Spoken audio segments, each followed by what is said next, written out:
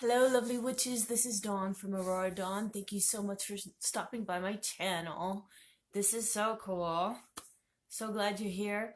Um, I'm still over here because I'm still doing that spell. Man, it's taking a while, but that's good because I don't want to rush the blockbuster. That can be a little crazy. And I was nervous to begin with that, but things are going well. Just have to roll with the punches and find solutions to issues. Don't get stuck. That's my problem. Sometimes I get stuck in the problem and I don't look for a solution. But anyway, so that's what's going on. That's why I'm still over here. But I wanted to talk about cultural appropriation. Yes, this is a new term that has come up, at least new to me, and I just wanted to understand it a little bit better because being a witch, witches tend to be eclectic. So I want to make sure I am not making anyone upset. I'm not violating somebody's boundaries, which this seems to be cultural appropriation, seems to be something where you are not respecting another person's culture.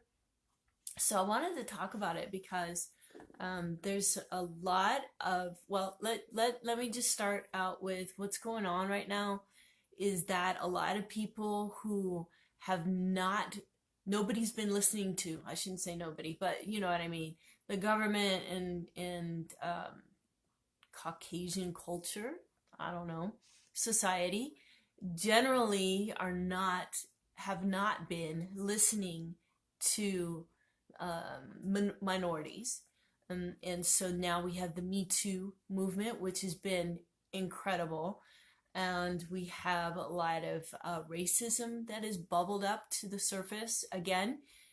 And so, it's hard for me to understand racism because I did not grow up with it. I did not know it was a real thing until my foster parents moved me to Texas and somebody sat us down and said, you know, you got a couple of things you need to watch out for. One is the good old boy network. You piss any of them off, you piss them all off, and they will blacklist you. The other thing is racism, prejudice. Black people are not to be equal. That's the way it is or was. I don't think it's so much anymore. Excuse me. I don't think it's so much anymore, but I haven't been back there in a long time, so I don't really know. But a lot of people, their voices have not been heard, and now is the time people are listening. So we've got everybody offended, for everything.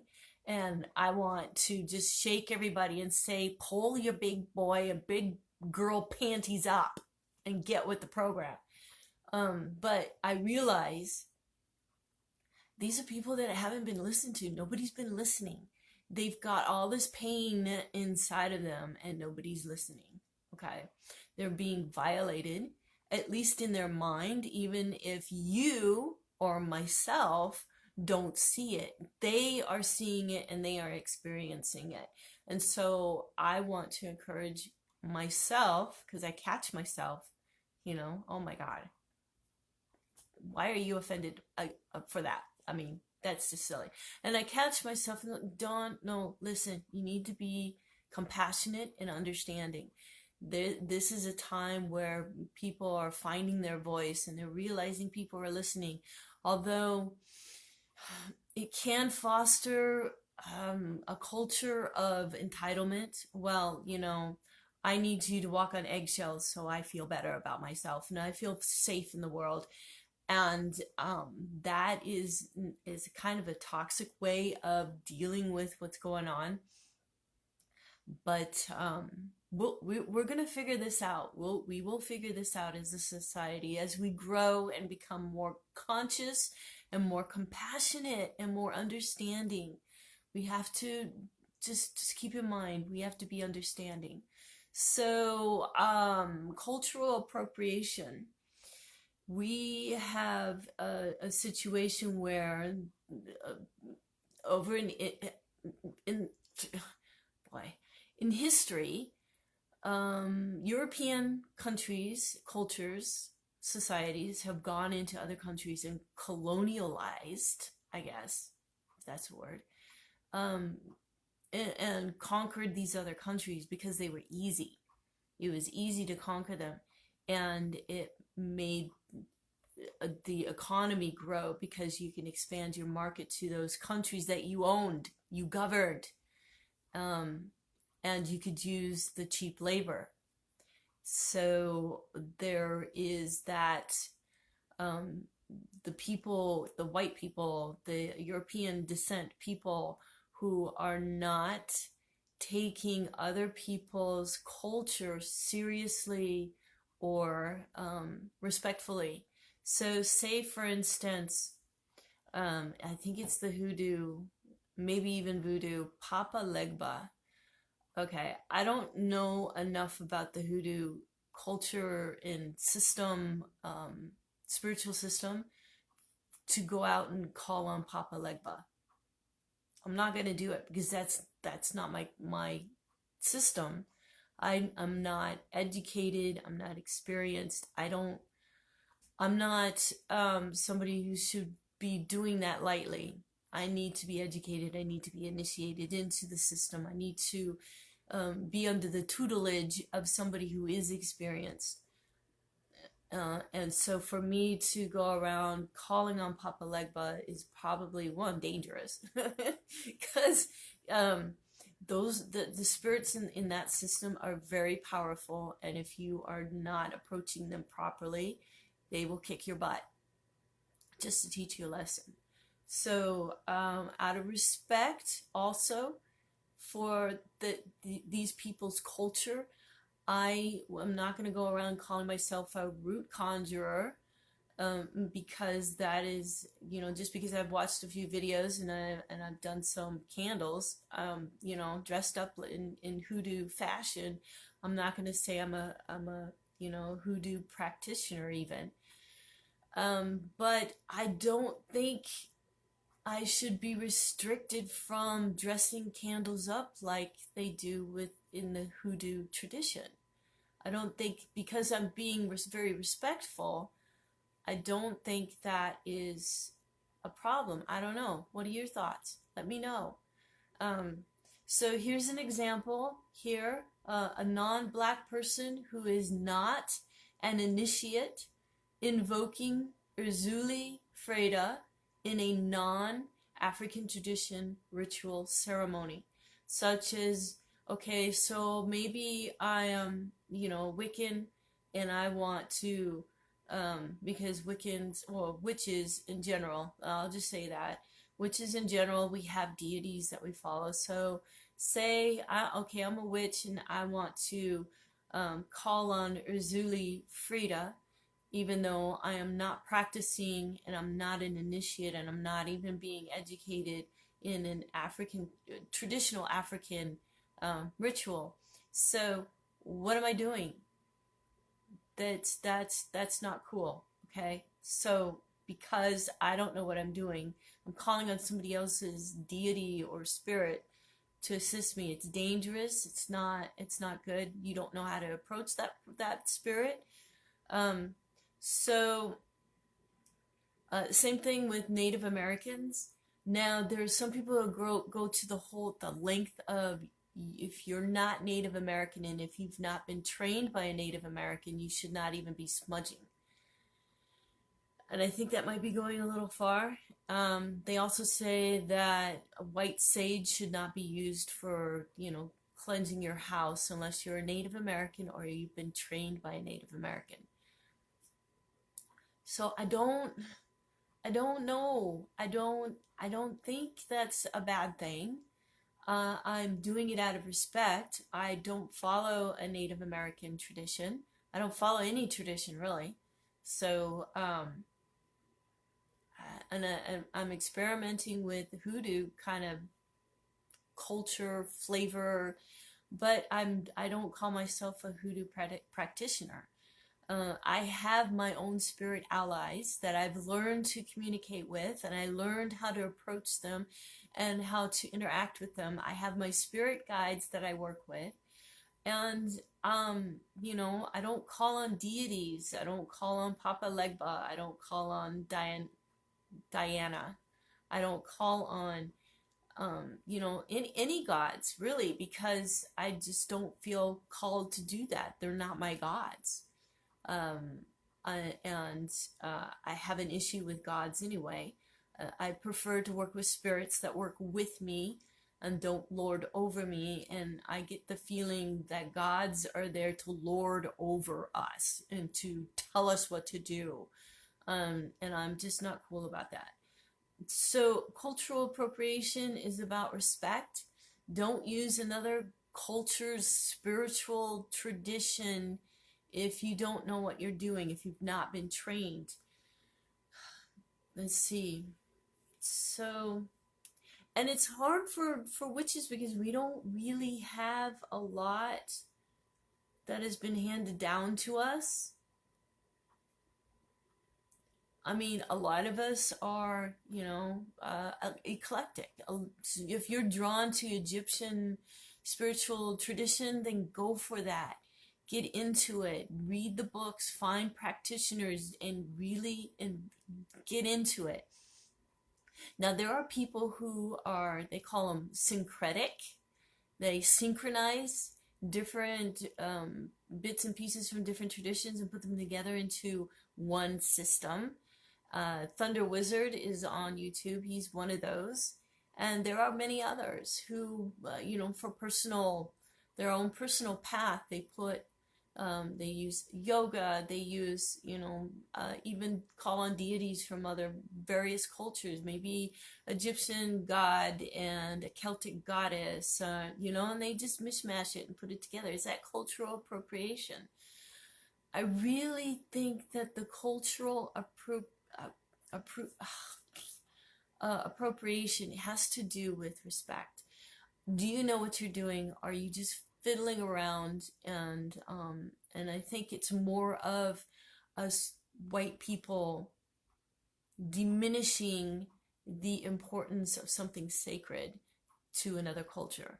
So I know a lot of people got really upset when they found out, so I can't remember his name, senator who dressed up as Michael Jackson. They said, oh, blackface, blackface.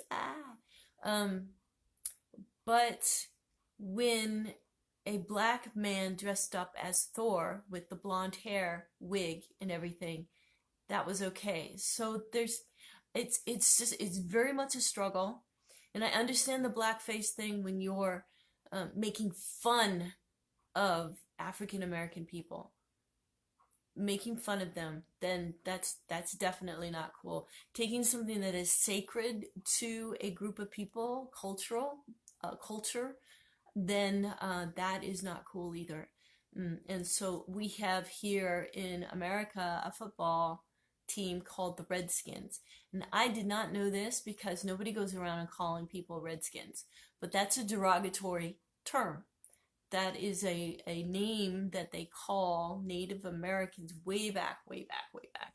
And it's kind of sort of, I don't know if it's exactly along the same lines as the N-word for African American people, but it's a derogatory term. And so once that got out, then people were up in arms. We need to change the name of that football team and change the logo, because that is basically what they call cultural appropriation, because we colonized Native Americans. And so us taking a football team and naming it Redskins is being unkind and disrespectful to Native Americans. Okay, so I think we just have to be more compassionate, more understanding, but we can't be wagging the finger.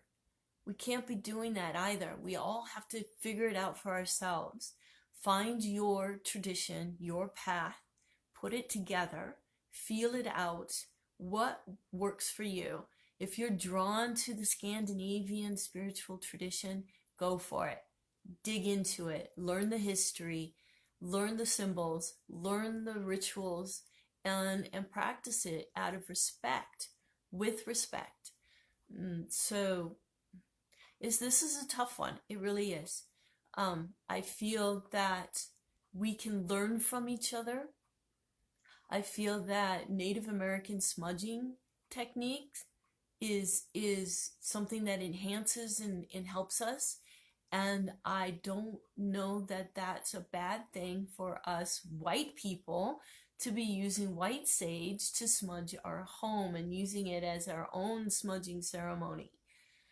I don't know that that's a bad thing if you're doing it with respect. So it's really up to the individual, I feel, and it's not going to stop me from learning from other cultures. So I came across this book. It's called Basic Witches, and it's written by two people, Jaya Saxena, Saxena, and Jess Zimmerman. Jess Zimmerman is an atheist, doesn't believe in the occult or mysticism. Jaya Saxena is not a witch, and she has a religious background. She grew up with a Hindu grandmother and attended a Quaker high school and has Jewish in-laws. She's not religious herself. They wrote this book about basic witches.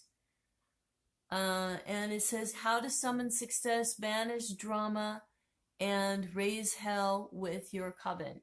And they don't practice witchcraft. Cultural appropriation? I